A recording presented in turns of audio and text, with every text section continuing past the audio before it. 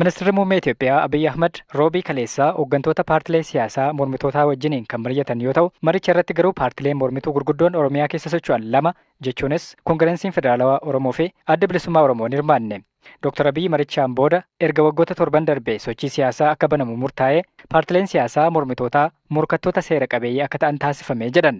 Waggoota darban keessa paartilee siyaasaa boordii filannootti galmaanii jiran waliin waltajjii marii itti fufinsaan qabaachaa turus eeran. Paartileen marii kanaaf waamicha isaan qaqqabe hundi bakka bu'oota afur akka hirmaachisaniif carraan kennameefiiraa jedhame. Garuu Koongireesiin Federaalawaa Oromoo fi Adda Bilisummaa Oromoo maaliif waamicha kana diduudhaan maricha irratti hin hirmaanne? Dura ta'aan Koongireesii Federaalawaa Oromoo Profeesar Mararaa Guddinaa paartiin isaanii maaliif akka hirmaachuu dhabe akkas jechuudhaan waa'ee lakkoommaatii olaanaatti himan. Dubbiinsaa bu'aan qabudha. Affeeramtanii ture jalqaba. Natti fakkaata. Maaliif hafuuf murteessitarree? Isumuun si jedhe bu'aa jaan qabnee fi waan bu'aan qabne keessatti ta'uun bu'aa siyaasaafis bu'aan qabu maaliifis bu'aan qabu. Kaafaa'uun kana dura marii biyyoolessaa keessaallee qoodan fudhadhu jedhee dhiise. Kunis barsanumadha. Ila mariin sila otoo marii ta'e sana ilillitti yaalle sana. Ijaa kana wanti deemu baay'een ijaan jirreefi wanti jiramu baay'een ijaan jirreefi. Yeroo balleessu malee bu'aan qabu kan maafa. Kana dura hirmaattanii beektu miti hirmaattanii ture kana dura marii akkanaa irratti. Duri kaa ture filannaa fuuldura. Filannaa sitti dhiibneerra.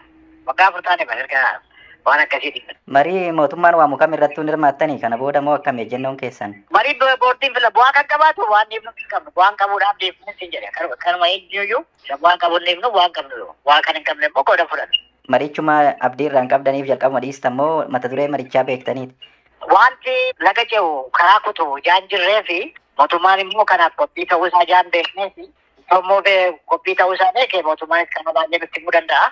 Akkasuma walgahii gubbaatti wal jeequu malee wanti waa qabnee amma danda'e mootummaan karaa isaa deemu nutis amma dandeenye qabsoo keenyatti fufnaa isa jedhudha kana poolisiin keenya. Bu'aa maaliin madaaltu ture utuu hin hirmaatiin jechuu kiyya? Biyya tokko keessa jiraanna miti mootummaa wajjin.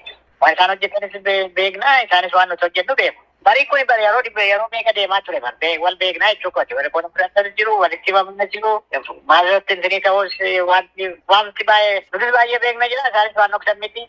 Marii kanarratti qooda osoo hin fudhatiin kan hafe dhaabni siyaasaa biraan Adda Bilisummaa Oromoo ABO'n gama isaatiin qajeeltoo dhaaba isaa irratti hundaa'uudhaan marii akka hirmaatu himeera.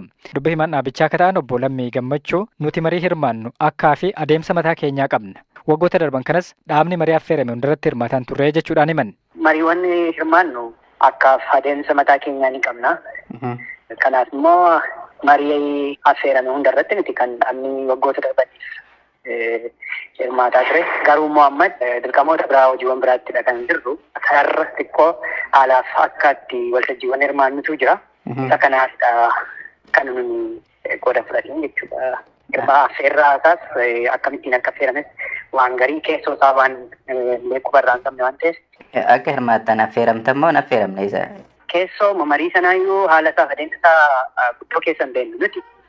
Kanaafuu ajandaawwaniif haalota dantaa dhaabichaaf kan mootichaa qabatanii jiran irrattidha kan ilaallannee adeemsa isaa adda baafanneeti kan wanni jennu. Dhimma waraana baha giddu galeessaa kaafna waraana Israa'elee fi Iraanii. Jijjiirama Israa'elee fi Iraan lola kan erga eegalanii har'a guyyaa torbaffaa isaati. Gama lamaan irraayyuu wanti qabbanaa hin jiru.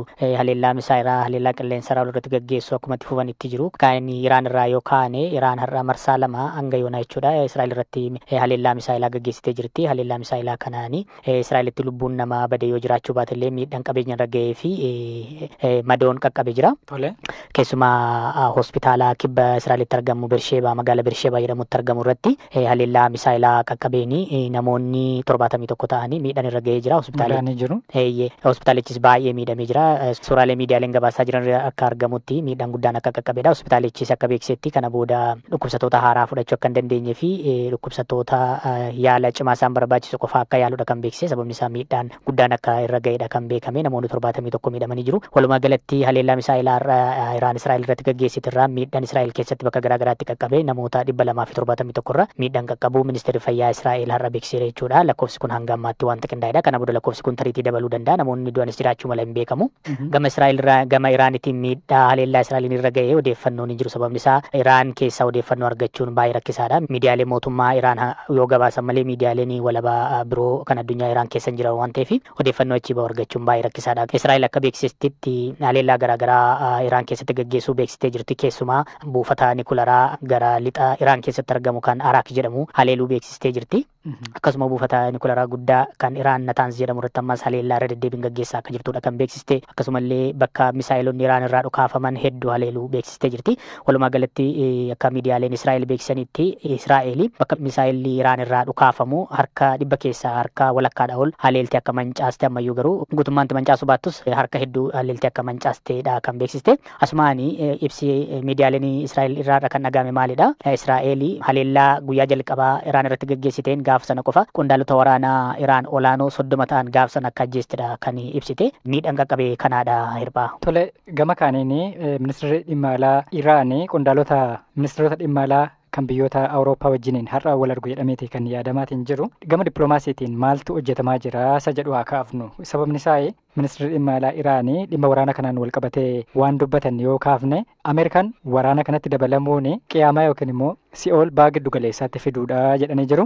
Gama dippiloomaasiin maaltu jira isa jedhu haa kaafnu. Tole Iraan irra deddeebiin kan jechaa jirtu Israa'el yoo waraana kana dhaabdee yookiin dhukaasa kana dhaabdee mariidhaaf qophii ta'uu irra deddeebiin beeksisaa jirti. Har'allee ministeerri dhimma alaa Iraan kana kan beeksisanii. Ayatolanis har'a waamicha lammiilee biyyattiif godhanii jiru. Haleellaa Israa'el itti bante kana dura akka dhaabataniif lammiileen biyyattii jabaatanii akka dhaabataniif akka wal tumsaniif gootummaa yookiin obsa kana duratti hin beekaman sana mala kana duratti hin beekaman sana cimsanii akka itti fufan waamicha lammiilee biyyattiitiif taasisanii jiru. Gama biraan immoo dippiloomaasiin gama lixaatii godhamu ammayyuu cimee jira. Sababni isaa biyyoon akka UK fa'aa Ameerikaanii waraana kanarratti akka hin hirmaanne akkasuma immoo Israa'el fi Iraanii waraana caalaa dippiloomaasiidhaan dubbii isaanii akka fixatanii fi dhiibbaa gochaati kan jiran. Akkuma beekamu dur biyyoon akka UK fa'aa Ameerikaa cinaa dhaabbatanii kan dura waraana garaagaraa irratti hirmaataniiru Afgaanistaan keessatti Iraaq keessatti sagalee tokkodha kan isaan dubbatan wanta akkasii irratti gaafa dhufu jechuudha. Amma garuu UK kan isheen filatte dubbiin Iraanii fi Israa'el dippiloomaasiidhaan akka dhumu kanumaaf jecha immoo ministeerri dhimma alaa UK David Lammy gara Ameerikaa deemanii jiru. Gita isaanii Marco Rubio wajjin mari'achuudhaaf gara Ameerikaa deemanii jiru. Erga waliin mari'atanii maal akka ga'an egaa waanuma ilaalu ta'a. Akkasuma ministeerri dhimma alaa Iraanii Abbaas Arakaachii qondaalota dippiloomaatota Awurooppaa wajjin wal arganii har'anii mari'atu. Dhumni marii kanaa maal akka ta'u waan ilaalu ta'a. Waan Tiraampiin wal qabatee jiru tokkaasni gaariin itti fakkaata. Kaleessa Tiraamp gaafa haasaa taasisanii haleellaa gaggeessuus nan danda'a dhiisuus nan danda'a Iraan irratti jedhaniiti kan dubbatanii. Dubbiin Tiraamp qabatamaa miti ammaa Tiraamp kana barbaada wanta jedhamu hin jiru. Garuu immoo wanti jala muramee jiru maalidha? Karoora Iraan haleeluu mirkaneessanii jiru. Garuu inni dhuma ajaja kennuudhaaf ammaa murtee hin dabarsine. Sababni isaa biyyoota garaagaraa irratti weerara banuufis haa ta'u waraana gaggeessisfaa ta'u pirezidaantii Ameerikaati kan mallatteessu yookiin ajaja dabarsu.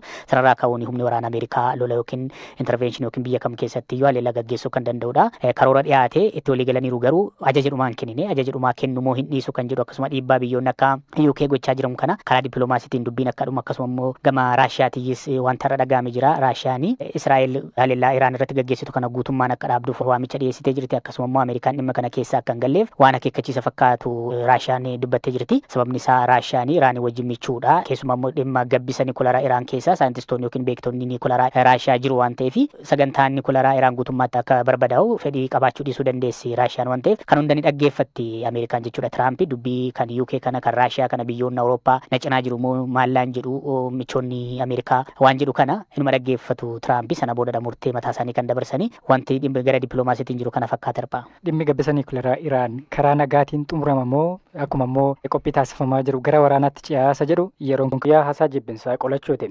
Miidiyaalee hawaasaa irratti namoonni darbanii amantaa sabaa fi eenyummaa namoota biroo hadheessan jiru. Seerri haasaa jibbinsaaf ba'e mirga yaada ofii ibsachuu daangessaa jedhanii kanneen kaasanis qeeqan jiru. Mootummaa qeequun haasaa jibbinsaati. Namni seera haasaa jibbinsaaf ba'e darbe maal adabama? Dhimmoota jedhan irratti ministeera haqaa Itoophiyaatti abbaa alangaa kataan obbo Mulaatu Bashii gaafadheera.